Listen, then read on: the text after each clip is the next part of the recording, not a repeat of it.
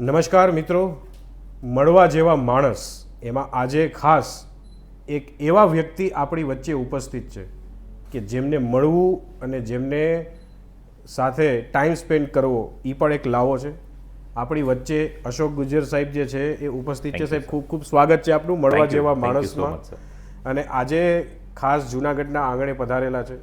ઘણા ટાઈમથી એક મિત્રતાના ભાવે તો કનેક્ટેડ હતા જ, પણ આજે એમને રૂબરૂ મળવાનો મોકો મળ્યો અને એમની પાસેથી ઘણા બધા યંગસ્ટર્સ હોય, યુથ એમની પાસેથી ઘણું બધું શીખતા હોય.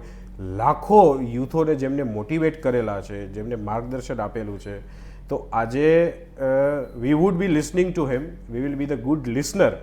એટલે મળવા જેવા માણસના એપિસોડમાં શરૂઆત ત્યાંથી જ કરીએ કે સાહેબ, આપ આ જર્ની કેવી રીતે, પહેલાં તો શરૂઆત બેઝિકો કરીશ કે કયા ટાઈમે તમને એમ થયું કે લોકો માટે, યંગસ્ટર્સ માટે, યુથ માટે કંઈ કરવું છે અને એમને એક દિશા બતાવી છે, એક માર્ગદર્શન આવવું છે, અને એ કયા ટાઈમે તમને વિચાર આવ્યો અને આવ્યા પછી કેવી રીતે તમે એને સક્સેસ સુધી લઈ ગયા? કારણ કે એ તમારો જે જવાબ છે ને એ જ ઇટ સેલ્ફ મોટિવેટિંગ હશે. રાઈટ છે. એટલે એમાં સાહેબ આમ આખી કહાની એવી છે. ડ્યુરિંગ માય એન્જિનિયરિંગ મેં અમદાવાદ LD કોલેજ ઓફ એન્જિનિયરિંગમાંથી એન્જિનિયરિંગ કર્યું છે અને ડ્યુરિંગ માય એન્જિનિયરિંગ વર્ષ 2013માં થોડો એવો અવસર, થોડો એવો મોકો મળ્યો અને પહેલેથી થોડું સ્કૂલથી જ બોલવું, વક્તૃત્વ સ્પર્ધામાં ભાગ લેવો, આવો થોડો રસ રુચિનો વિષય રહ્યો. પણ ત્યારે આવી ટ્રેનિંગ ફિલ્ડ 13 વર્ષ પહેલાં મોટિવેશનલ સ્પીકર, ટ્રેનર, ગુજરાતીમાં આવું કંઈ હતું નહીં. એ કલ્ચર, એન્કરિંગનું એક ટ્રેન્ડ અને એક કલ્ચર હતો કે કોઈ નાના મોટા સ્નેહ મિલન, કોઈ પ્રોગ્રામો હોય તો એમાં એન્કર હોય અને મોટાભાગે તો કોઈ ગામનું, પરિવારનું સ્નેહ મિલન હોય તો એ ગામના કોઈના કોઈ શિક્ષક હોય, એ શિક્ષક જ સ્ટેજ સંભાળતા હોય. એન્કરને પણ પૈસા મળે આવું તો ત્યારે પણ કલ્ચર નહોતું. પણ બોલવાના રસે થોડું થોડું શરૂઆતમાં એન્કરિંગ કરતાં કર્યા. થોડા વર્ષો એન્કરિંગ કર્યું અને ત્યાંથી ખબર પડી કે આવી પણ એક ફિલ્ડ છે. મોટિવેશન આપીને પણ આપણે કરિયર બનાવી શકાય, લોકોની મદદ થઈ શકે અને અર્નિંગ પણ થઈ શકે. તો બધી જ આપણી જરૂરિયાતો અહીંયા સંતોષાઈ શકે અને આપણો રસનો વિષય હતો. તો ધીમે ધીમે શરૂઆત થઈ. એટલે આમ જોવા જઈએ તો 13 વર્ષથી આ યાત્રા ચાલી રહી છે અને આજે યુવાનો માટે ઘણું બધું કામ કરવાની તક મળી અને ઘણા યુવાન મિત્રોનો પ્રેમ પ્રાપ્ત થઈ રહ્યો છે. ખૂબ સરસ. અને આપની રેગ્યુલર એક્ટિવિટી પણ અમે જોઈ રહ્યા છીએ અને સતત ને સતત તમે કંઈ ને કંઈ કરતા રહ્યો છો.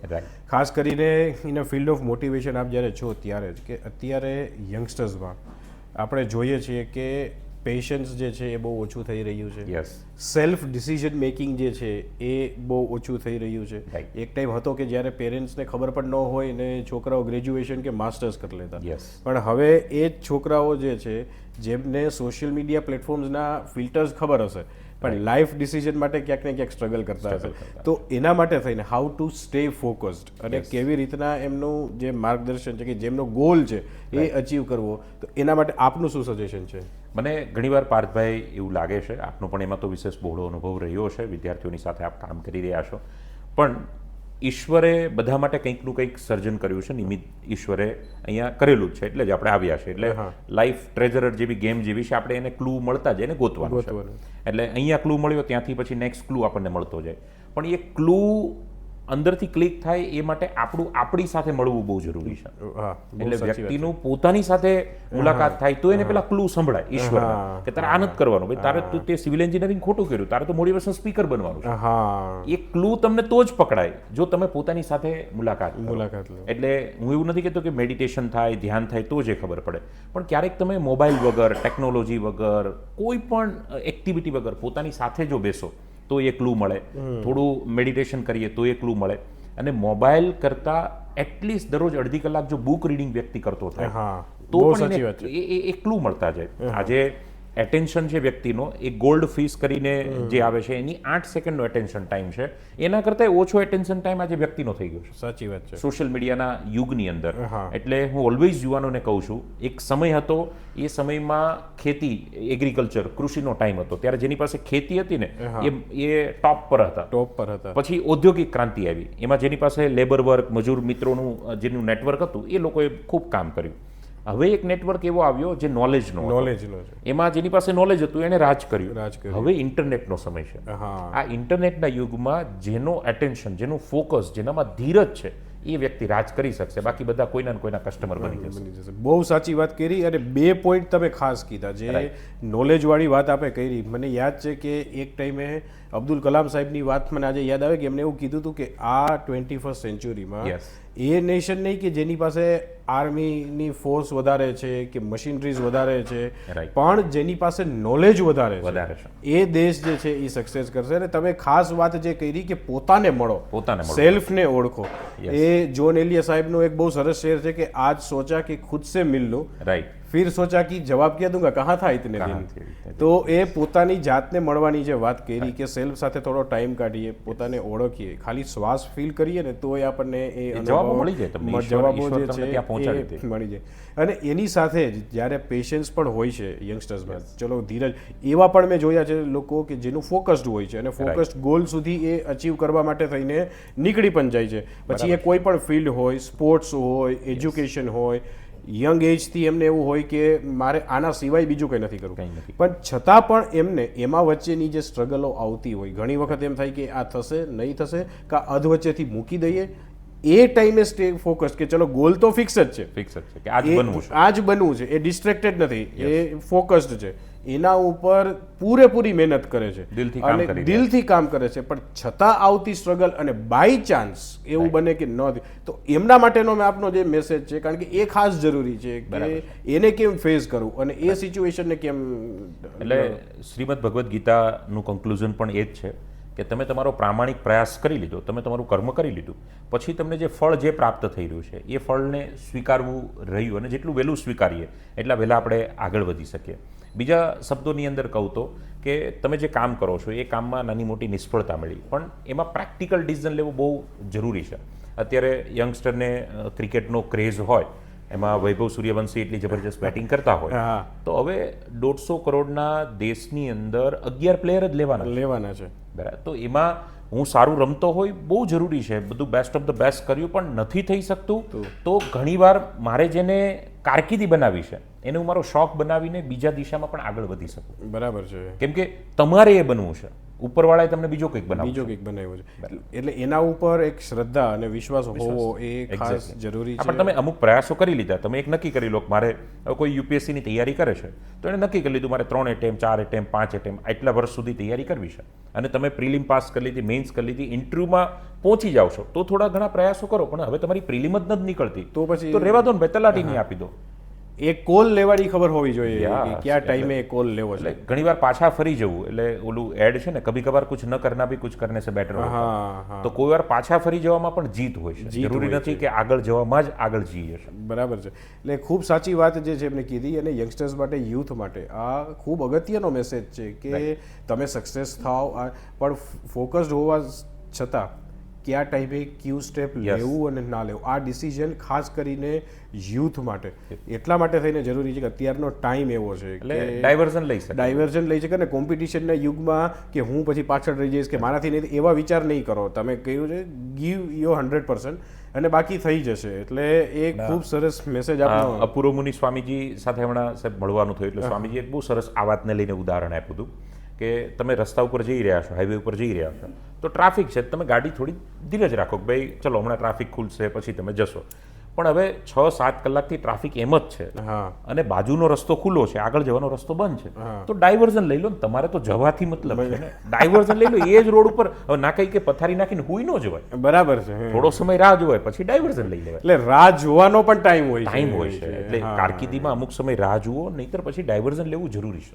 બરાબર છે, ખૂબ સરસ વાત કરી અને આ સમજવા જેવી વાત છે. આજે ઘણા બધા એપિસોડ્સ કર્યા, પણ આજે એક ઇન્ટેલેક્ચ્યુઅલ જવાબ જેને કહી શકાય ને કે જે યંગસ્ટર્સને પરફેક્ટ લાગુ પડતો એવો જે આપની વાત છે. અને એ જ વાત ઉપર હું પાછો એ આવીશ કે તમે આટલા ટાઈમથી આ જર્નીમાં છો, લાખો યુથને મળ્યા હશો, ઘણા બધા યંગસ્ટર્સને મળ્યા, ઘણા બધાના પ્રશ્નો આવતા હશે, તમે એને જવાબ આપતા હશો. તમારો અનુભવ કેવો રહ્યો છે આટલા વર્ષમાં કે તમે આ જર્નીમાં આવ્યા, કેવા કેવા અનુભવ રહ્યા છે અને ઘણા લોકોને તમે કઈ કઈ રીતે માર્ગદર્શન આપેલું છે તમારી આખી આ જર્નીમાં? અત્યારે જનરલ હું ફેસ કરું છું, અત્યારે જોતો હોય તો એક વાત છે કે યુવાનો ખૂબ કન્ફ્યુઝ છે. અત્યારના જે યુવાનો છે એમને ખૂબ સારું કામ કરવું છે, મહેનત કરવા પણ તૈયાર છે, પણ એને ડિરેક્શન જ નથી, એને દિશા નથી. જો એને કોઈ યોગ્ય દિશા આપનાર મળી જાય તો એ ખૂબ સારું કામ કરે છે. પણ ઘણીવાર દિશા આપનાર ઘણા બધા છે, એણે કોનું સાંભળવું એ સાંભળવું બહુ જરૂરી છે. નહીતર તો કોઈ દિશા આપી, હવે દિશા આપનાર જ વ્યક્તિ ખોટો છે તો એણે આપેલી દિશા ખોટી છે અને તમે એની દિશામાં સરેન્ડર થઈ ગયા તો તમે ખોટા માર્ગે જ પહોંચશો. એટલે તમે દુર્યોધનને મિત્ર બનાવી દીધો એવી વાત છે. તમે કર્ણ તરીકે તમે શ્રેષ્ઠ જ છો, તમે અર્જુન કરતા શ્રેષ્ઠ છો, પણ મિત્ર જ દુર્યોધન છે, તમે એ રાહ જ ખોટી પકડી છે એટલે અંત તો ખોટો જ થવાનો છે. એવી કંઈક વાત છે. એટલે માર્ગદર્શન લેવું યુવાનોને ખૂબ જરૂરી છે, પણ કોનું સાંભળવું એના માટે વ્યક્તિ જો પોતે નોલેજ લે, પોતે થોડો સક્ષમ બને તો એને સારા નરસાની ખબર પડે. કેમ કે બધા સિગરેટના પેકેટ ઉપર જેમ લખેલું હોય કે ઇટ્સ ડેન્જરસ ફોર હેલ્થ, આવું કંઈ લોકો ઉપર નથી લખેલું હોતું કે ઇટ્સ ડેન્જરસ ફોર યુ. બરાબર. આ તો તમારે જાતે સ્વયં નક્કી કરવું પડે કે અમારા માટે આરો ડેન્જરસ છે કે નહીં એમ. અને ઘણી તમે કોઈ પણ પ્રકારની ખાંડ લો, એ હોય તો મીઠી જ, પણ સમય જતાં એ જ તકલીફ આપે છે. બરાબર. તમે લીમડો આમ લાગે તમને કડવું, પણ સમય જતાં એ જ તમને ફાયદો કરાવતા હોય છે. એટલે ઘણીવાર આપણે લીમડાને છોડી દેતા હોય, ખાંડ પકડતા હોય અને એમાં ડાયાબિટીસના શિકાર થઈ જાય. બરાબર છે. એટલે ખાસ પોતે એટલા સક્ષમ બનીએ કે સારા નરસાની આપણને ખબર પડતી થાય. અને સક્ષમ તો જ બની શકશો, તમારું રીડિંગ હશે, તમારા પોતાનામાં ધીરજ હશે, તમારું પોતાનું એક શિક્ષણ હશે, તમે પોતાની સાથે મળતા હશો, થોડું ઘણું તમે હાર્ડવર્ક કરેલું હશે, મહેનત કરેલી હશે, તો ખબર પડશે કેટલી વિશે શું થાય. બાપાની રેડીમેડ એ તમે શોપ પર જઈને બેસી ગયા અને એનાથી ધંધો ચાલવા લાગે એવું નથી. તમારું પોતાનું કંઈક આત્મબળ એ બહુ જરૂરી. બરાબર છે. અને ખાસ જરૂર છે, મને એક અંગત મિત્રએ ખાસ એ વાત કરેલી કે સારું લગાડવાવાળા જે છે એના કરતાં સાચું કહેવાવાળા જે છે, એટલે તમે ખાસ વાત કરી કે એના ઉપરથી વ્યક્તિ જે છે એ તમે આઈડેન્ટિફાઈ કરો કે તમારા માટે છે એ કેટલા યુઝફુલ છે. અને બહુ સરસ યંગસ્ટર્સ માટેનો મેસેજ હતો. ફાઇનલી છેલ્લો આજનો આપનો આ સવાલ કે ખાસ જુનાગઢ પધાર, આજે આપ નોબલ યુનિવર્સિટી પણ વિઝિટ કરી અને અમને ચાન્સ મળ્યો કે આપની સાથે એપિસોડ કરી શકીએ, તો આજનો આપણો જે અનુભવ છે એ બસ કેવો રહ્યો આપ શેર કરીએ. નોબલ યુનિવર્સિટી મને ખૂબ ગમે. એ શિક્ષણનું એવું મંદિર જેનું સર્જન કરવા પાછળનો કંઈક હેતુ છે અને એવા જ હેતુથી સર્જિત થયેલી આ નોબલ યુનિવર્સિટી છે. આજે મેટ્રો શહેરોની અંદર સારું શિક્ષણ મેળવવાના ઓપ્શનો ઘણા છે, પણ એ મેટ્રો શહેરોના ખર્ચાઓ, બીજી ત્રીજી સુવિધાઓ બધા એફર્ટ્સ કરી શકે એવા નથી હોતા. પણ એવી જ સુવિધાઓ અહીંયા નોબલ યુનિવર્સિટીની અંદર જ્યારે અપાઈ રહી છે અને ખાસ આ શિક્ષણનો જોત સતત પ્રગટતો રહે એ માટે પાર્થભાઈ, આખી ટીમ, બધા જ મિત્રો સતત દિવેલામાં નાખતા રહી છે. એટલે આ પ્રકાશ દીવો સતત પ્રજ્વલિત રહેતો હોય છે. અત્યારે અહીંયા ઘણા બધા વિદ્યાર્થીઓ પોતાના સપના સાકાર કરી રહ્યા છે અને આ સંસ્થા, યુનિવર્સિટી એક જ વાતમાં માને છે કે તમે માનશો તો તમે ચોક્કસ એને અચીવ કરશો. જો માનતા થઈ જઈએ તો જંગલનો રાજા તો સિંહ હોય છે, તો ક્યાં એ સૌથી બધા કરતાં શક્તિશાળી છે? એના કરતાં તો હાથી, ગેંડો વધારે શક્તિશાળી છે, વધારે વજનમાં છે. જીબ્રા જુઓ તો એના કરતાં વધારે એ આગળનું જોઈ શકે, ડોક મોટી છે, લાંબી છે. તો બધા પ્રાણીઓમાં જંગલનો રાજા સિંહ જ કેમ છે? કેમ કે સિંહ એક જ પોતાની જાતને માને છે કે હું રાજા છું. એટલે તમે જે માનશો, તમે જે ધારશો એ ચોક્કસથી બનશો. અને આ યુનિવર્સિટી એ વિદ્યાર્થીઓને એ ધારવાનું કામ કરે છે અને એટલા માટે અહીંયા દીકરા દીકરીઓના સપનાઓ સાકાર થાય છે. મને ખૂબ ગમ્યું. પાર્થભાઈનું વિશેષ આ ફિલ્ડમાં ઘણું બધું યોગદાન છે અને એક શિક્ષિત વ્યક્તિ જ્યારે શિક્ષાનું મંદિરમાં પોતાનું યોગદાન આપતા હોય તો એ ચોક્કસથી સારામાં સારું જ યોગદાન આપી શકે. નોબલ યુનિવર્સિટીથી આગામી ભવિષ્યમાં ખૂબ સારા દીકરા અને દીકરીઓ નીકળે, સમાજને ઉપયોગી થાય એવા કર્મો કરતા દીકરા અને દીકરીઓ નીકળે એવી શુભેચ્છા, શુભકામના. આપને ખૂબ ખૂબ અભિનંદન. તમે આજે કાર્ય કરી રહ્યા છો અને આ કાર્ય વધુમાં વધુ પરિવારો સુધી લાભાન્વિત થઈ શકે એવી પણ શુભેચ્છાઓ. થેન્ક યુ સો મચ અશોકભાઈ, ખૂબ મજા આવી આપને મળીને અને બહુ સાચી વાત કીધી કે શેર अपनी मर्जी से राजा बना हुआ है, जंगल में कभी चुनाव नहीं होते. એટલે એની મરજીથી તમે જે નક્કી કર્યું કે જે ધારશો તે બનશો, જે નોબલ યુનિવર્સિટી કાયમ કહેતું આવ્યું છે. અને આજે ખૂબ મજા આવી એક એવા ઉમદા વ્યક્તિને મળીને કે જેમને યંગસ્ટર્સ આજે સોશિયલ મીડિયામાં, જે ઇન્સ્ટાગ્રામમાં આપણે જોઈ શકીએ કે 1 મિલિયન ફોલોવર્સ પણ જે છે એમને અચીવ કર્યા છે, જે એક માઇલસ્ટોન કહેવાય. કારણ કે લોકો જ્યારે જ સાંભળે, જે ટાઈમે એમને તમારી વાત ઉપર ભરોસો આવે, જેમ બેસ્ટ વિશેસ આપે નોબલ યુનિવર્સિટીને આપ્યા અશોકભાઈ, અમે પણ એવા બેસ્ટ વિશેસ આપે કે આપ જ્યાં પણ જાઓ, જેટલા લોકો આપના કનેક્શનમાં આવે એમને એની લાઈફમાં કંઈક ગોલ મળે, ચેન્જ મળે અને at least they go with an smiling face. એટલે ફરી એક વખત આપની સમક્ષ રજૂ થશું મળવા જેવા માણસના એક નવા એપિસોડ સાથે. અને આજનો એપિસોડ હરેક યંગસ્ટર્સ ખાસ જોવે અને એમની લાઈફમાં કોઈ પણ બે વાત જો ઉતારે તો અમે એવું માનશું કે આ એપિસોડની જે મહેનત છે એ સફળ થઈ. ત્યાં સુધી અમને રજા આપશો. ઓમ નમઃ શિવાય. નમસ્કાર.